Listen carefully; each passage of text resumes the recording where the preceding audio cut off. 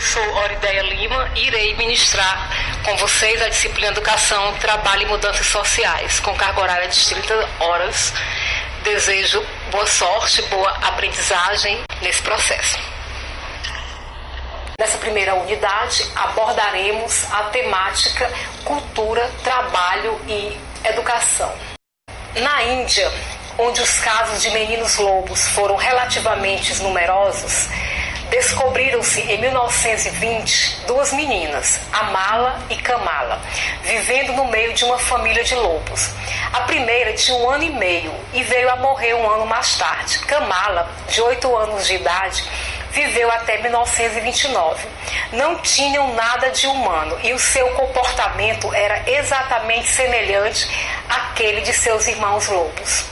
Elas caminhavam de 4 patas, apoiando-se sobre joelhos e cotovelos para os pequenos trajetos e sobre as mãos e os pés para os trajetos longos e rápidos. Eram incapazes de permanecer de pé, só se alimentavam de carne crua ou podre. Comiam e bebiam como os animais, lançando a cabeça para a frente e lambendo os líquidos. Na instituição onde foram recolhidas, passavam o dia acabrunhadas e prostradas numa sombra. Eram ativas e ruidosas durante a noite, procurando fugir e uiando como lobos. Nunca choraram ou riram.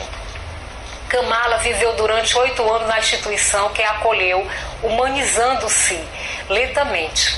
Ela necessitou de 6 anos para aprender a andar e pouco antes de morrer só tinha um vocabulário de 50 palavras. Atitudes afetivas foram aparecendo aos poucos. Ela chorou pela primeira vez por ocasião da morte de Amala e se apegou lentamente às pessoas que cuidavam dela e às outras crianças com as quais conviveu. A sua inteligência permitiu-lhe comunicar-se com outros por gestos, inicialmente, e depois por palavras de um vocabulário rudimentar, aprendendo a executar ordens simples.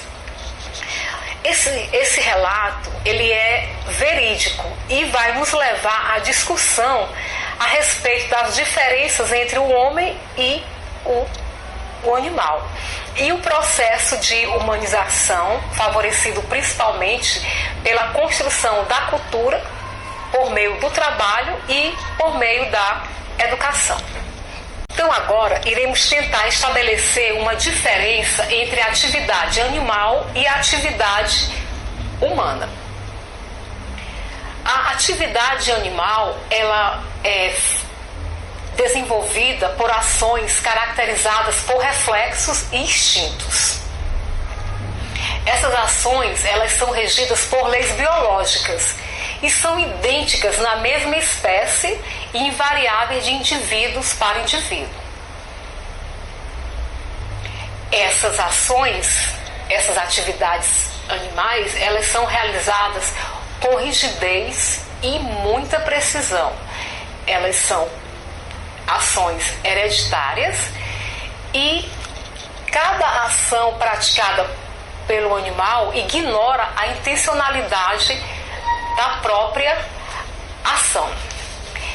Essa questão de os animais realizarem atividades com rigidez e muita precisão, às vezes nos encanta, pois não há quem ainda não tenha observado com atenção e até mesmo espanto o trabalho paciente da aranha tecendo a teia.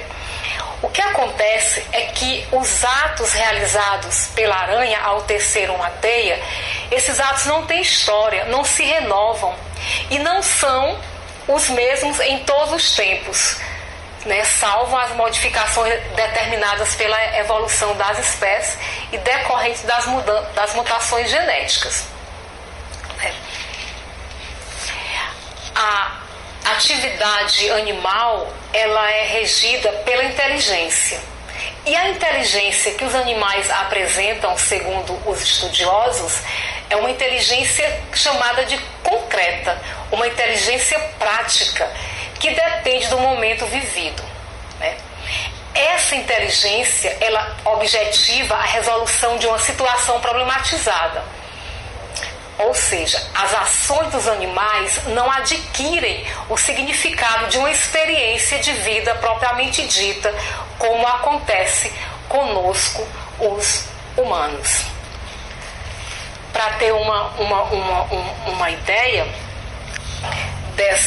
dessa noção de que os animais eles não adquirem nas suas ações o significado de uma experiência, nós podemos exemplificar com a vespa, né? A vespa, ela fabrica, vamos dizer assim, uma célula onde deposita o ovo. Em seguida, ela caça aranhas e as coloca junto ao ovo, para que a larva, né, ao nascer, encontre alimento suficiente. Mas, se nós retirarmos as aranhas e o ovo, mesmo assim, a vespa continuará todas as operações, terminando pelo fechamento adequado da célula vazia. É como se fosse um comportamento cego, porque ela não leva em conta o sentido principal que deveria determinar a fabricação da célula, né? Ou seja, a preservação do ovo e da futura larva. É como se fosse um ato involuntário e não tem uma finalidade, né, em si. Bem, e a atividade humana? Quando nós começamos essa unidade, fizemos o relato das meninas lobo, Amala e Kamala, né? E vimos que uma delas progrediu adentrando o universo humano pela cultura, se apropriando de instrumento simbólico que a humanidade construiu, que os outros com quem ela se relacionou construíram, né? Vamos tratar agora da principal atividade humana, o trabalho.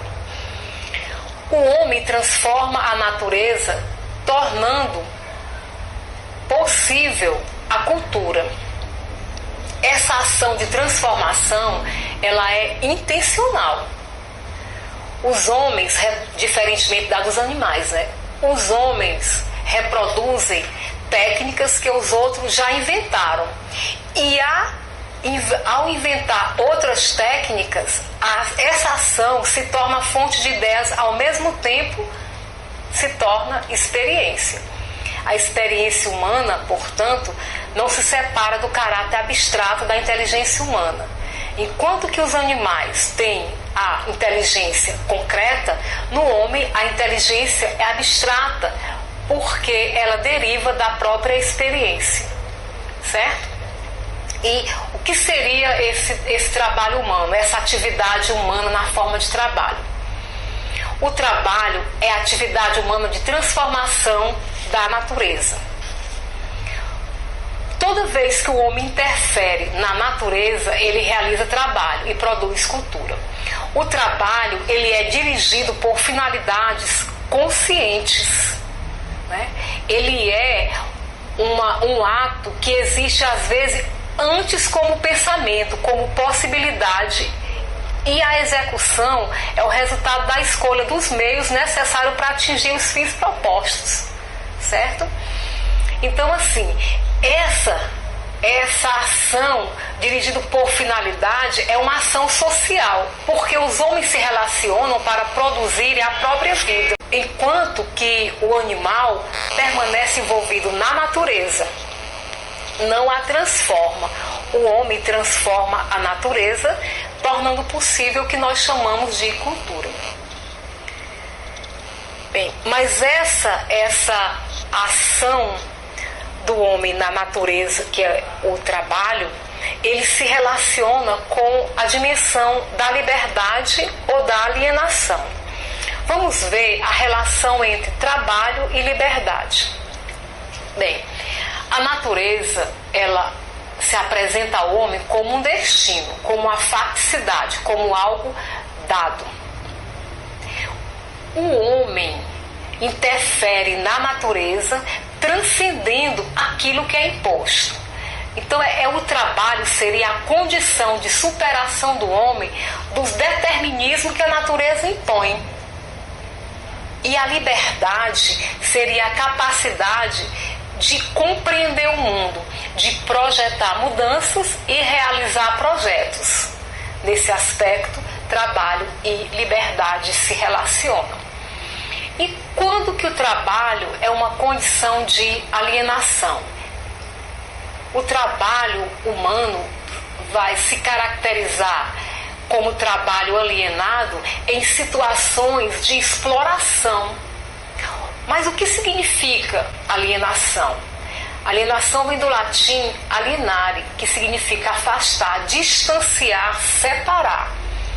Alienar é pertencer ao outro, a ser alheio, a ser estranho. Quando eu alieno, por exemplo, um carro para alguém, eu me distancio, eu dou ao outro. E o que seria a alienação do trabalho? Bem, a alienação do trabalho, ela acontece geralmente quando numa sociedade aparecem segmentos dominantes que exploram o trabalho humano, por exemplo, a escravidão, a servidão e até mesmo quando o homem livre vende a sua força de trabalho. Mas em outras unidades nós iremos ver algumas correntes que explicam, né, que tentam teorizar acerca dessa forma de ver o trabalho e de organização da sociedade. E o que seria cultura? A menina Lobo, ela adentrou no humano, ela se humanizou através da apropriação dos aspectos da cultura. Então vejam só, a cultura seria a transformação que o homem exerce na natureza, mediante o trabalho. Os instrumentos, as ideias utilizadas nessa transformação, bem como os produtos resultantes, a tecnologia, o conhecimento que a humanidade produziu durante toda a sua existência, a arte, as outras formas de manifestação. Então, tudo isso, todos os produtos resultantes da transformação que o homem fez na natureza por meio do trabalho, é que nós chamamos de cultura. O homem, ele se autoproduz, ele faz-se a si mesmo, ele produz cultura, certo? Bem, nós então agora precisamos estabelecer uma relação. Nós vimos educação, trabalho, né? E vamos ver agora os fundamentos histórico-ontológicos da relação trabalho e educação. Como que educação e trabalho se relacionam? É como se nós tivéssemos que perguntar quais seriam as características do ser humano que lhe permitem realizar as ações de trabalhar e educar. Vamos ver esses fundamentos a partir de um pensador, o Aristóteles, um pensador grego. Para o Aristóteles, o homem é um animal racional. É como se a racionalidade para ele, para Aristóteles, quando ele vai marcar o homem, a racionalidade seria o atributo essencial do homem. Ou seja, o pensar seria próprio do homem, seria aquilo, por exemplo, que o distinguiria dos animais. O pensar, o contemplar. Daí você já ter ouvido falar que a sociedade grega era muito contemplativa. Nessa visão, o trabalho e a educação seriam atributos humanos acidentais, uma vez que a racionalidade era o atributo essencial. Nessa perspectiva, há uma refutação do ato produtivo. Na sociedade grega havia a escravidão, então havia também os servos. Então o trabalho não seria uma atividade digna de homens livres. Daí, talvez o nascedouro dessa dicotomia entre trabalho intelectual e trabalho manual. O trabalho intelectual de pensar, de contemplar, seria dos homens livres, e o trabalho manual de fazer as coisas não seria digno dos homens livres, dos poderosos, seriam sim digna dos não livres, dos escravos ou servos. Numa outra perspectiva, nós temos também, fundamentando aí histórico e ontologicamente a relação trabalho e educação, o Bergson. Para o Bergson, a inteligência, a capacidade de fazer, definem o homem. Seria o Homo faber em oposição ao Homem sapiens, criado por Aristóteles. A inteligência humana é quem estabeleceria oposição em relação ao instinto animal. E a intuição, que é um outro momento dessa inteligência, é quem conduziria o homem ao interior da vida.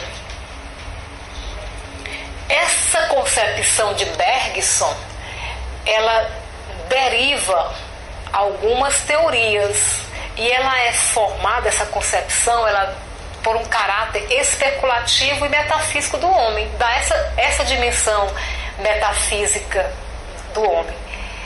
É como se o homem fosse formado a partir de uma essência humana. Essa essência humana, que está a priori, é uma ideia abstrata e universal, na qual estaria inscrito o conjunto dos traços, das características de cada um dos indivíduos que compõem a espécie humana. E a educação e o trabalho fariam parte desse conjunto de traços, dessas características, dessas ideias abstratas. Agora, em oposição a essa ideia de Bergson, nós temos uma concepção histórica do homem. Ao invés da essência, essa concepção histórica entende o homem a partir das condições efetivas, das condições reais. Nessa concepção, a essência do homem é o próprio trabalho. É como se a existência precedesse a essa essência. Primeiro o homem existe, depois é que ele vai construir a sua essência. Aí a visão de trabalho passa a ser um processo histórico, porque vai considerar esse homem contextualizado em uma sociedade concreta, determinado por todos os fatores econômicos, sociais, culturais. E qual seria então a relação entre trabalho e educação nessa perspectiva? Bem, se a existência humana nessa perspectiva histórica não é garantida pela natureza, não é uma dádiva natural, mas ela tem de ser produzida pelos próprios homens, daí esse homem afetivo, esse homem real, sem idealizações, né?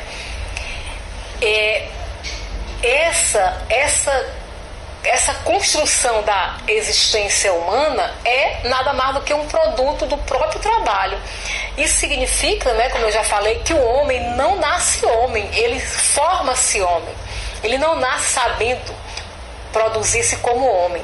Ele necessita aprender a ser homem, precisa aprender a produzir sua própria existência. Portanto, a produção do homem é ao mesmo tempo a formação do homem. Isso é um processo educativo. A origem da educação coincide então com a origem do homem mesmo. Por quê? É uma relação de identidade, a relação que se estabelece entre trabalho e educação. Afinal, os homens aprendem a produzir a sua existência no próprio ato de conduzi-la. Lidando com a natureza, relacionando-se uns com os outros, é que os homens educam-se e educam as novas gerações. A produção da existência humana implica, portanto, o desenvolvimento de formas e conteúdos cuja validade é estabelecida pela experiência. E a experiência é que equivale ao processo de ensino e aprendizagem, à educação, à cultura, que deve ser transmitida de acordo com aquilo que os homens entendem que deve ser validados. Então, os fundamentos histórico-ontológicos da relação trabalho e educação, por que fundamentos históricos? Porque eles estão referidos a um processo produzido e desenvolvido ao longo do tempo pela ação dos próprios homens. E por que fundamentos ontológicos? Porque o produto dessa ação, o resultado desse processo é o próprio ser dos homens. É a própria ontologia humana.